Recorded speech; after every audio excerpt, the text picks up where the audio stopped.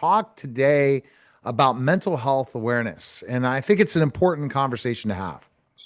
Yes, thank you for having me back. Yes, mental health awareness is incredibly important, especially within modern society. There has been a huge rise, particularly in the younger generation, regarding struggles with mental health, mainly mood disorders such as depression and anxiety. But we have also seen several other rises in mental health, or at least in diagnoses across the board. No, absolutely. And it's interesting, but let's talk about what you've learned, in school and what you've been studying when it comes to mental health. Yes. So originally, I had gotten my bachelor's in psychology. I have a master's in developmental psychology. There are several components with regards to mental health. The two main ones are genetic and environmental, and it's normally a mix of the two. Some people can inherit certain mental disorders. Schizophrenia is particularly one that's linked with genetics. Even depression, in some cases, is linked with genetics. But of course, on top of that, you also have to have normally a very stressful environment, something that pushes you to the point where you already have this natural tendency to develop this mental disorder. So, if you are put in a certain environment, you are more likely to develop said disorder as a result.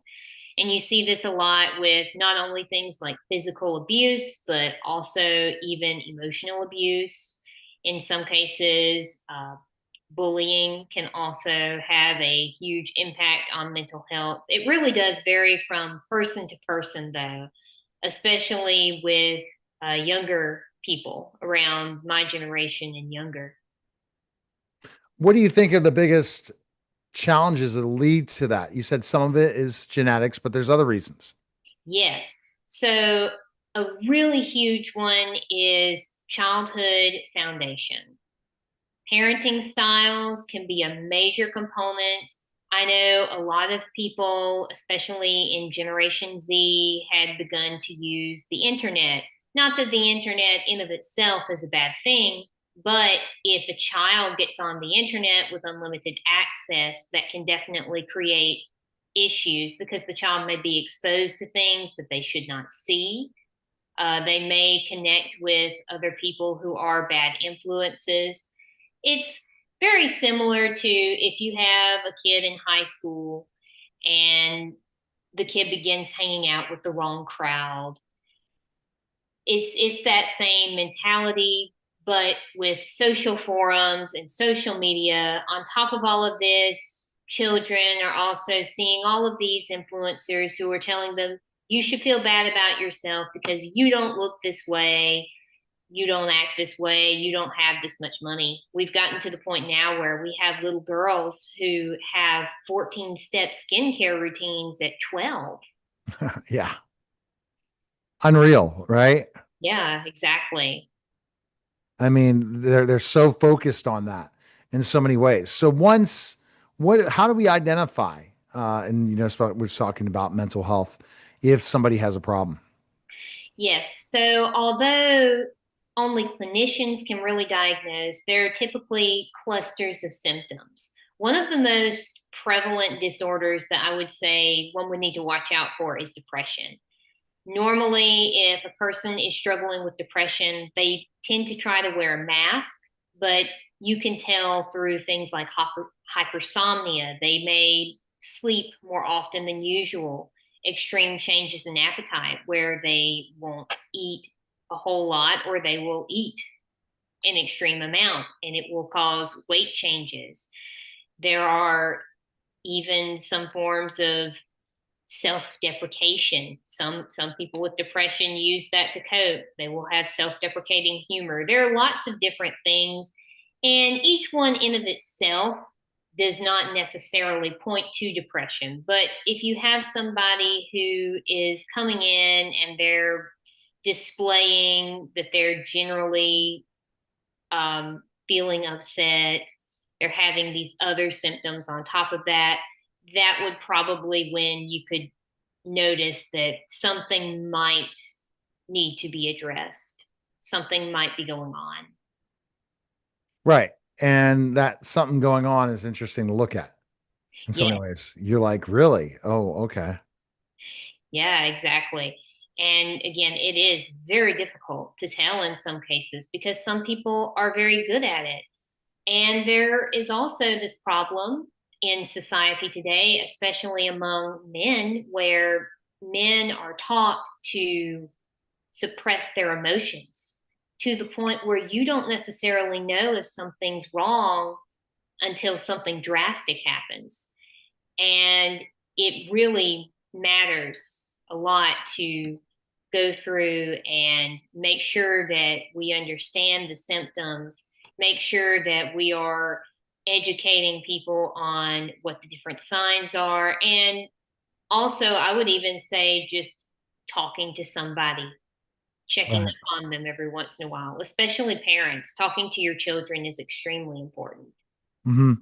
And what do you think are the best ways to help with people who have mental health issues? So there are many different ways that people can seek help. Obviously, the best one or one of the best ones would be therapy of any kind. The most common types of therapy that you'll see is cognitive behavioral therapy, where you're basically trying to reframe the way that you think. So you'll typically, especially with mood disorders, you'll have a negative pattern of thinking that you get stuck in and it becomes an automatic loop. So the therapist sits down with their client and will talk to them about reframing certain thoughts, certain processes.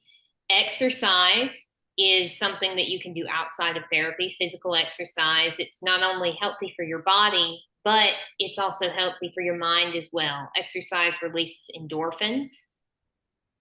You also have good food. So, eating healthy is another way, and of course spending time with loved ones, having a good social network, having that support system could be the difference between life and death for so many people. No, absolutely. And I think that those are the things. And the love, it's important the people around them too.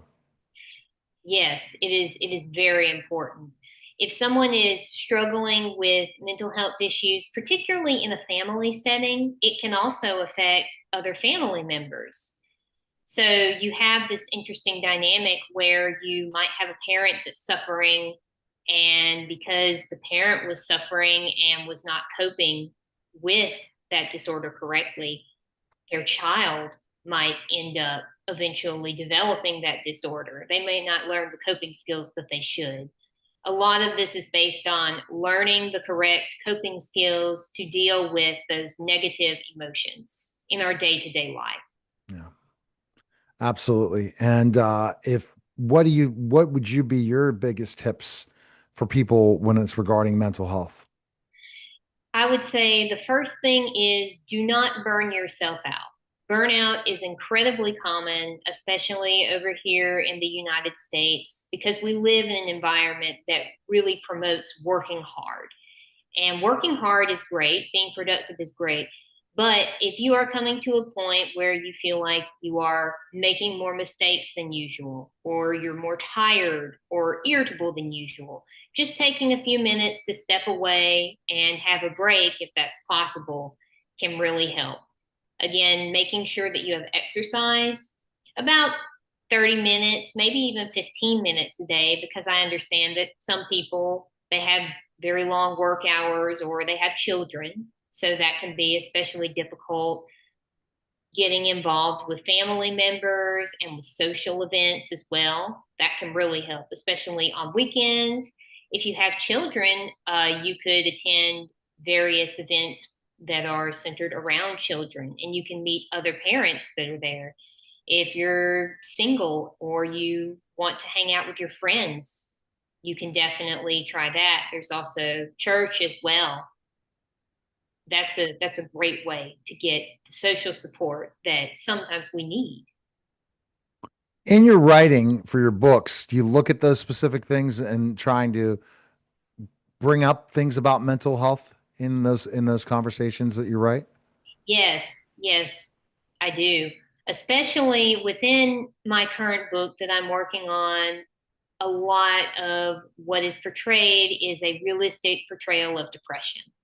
A lot of times, especially in social media and in fiction, you will see mental health disorders either romanticized or demonized. In my book, I'm hoping to portray a realistic form of this disease.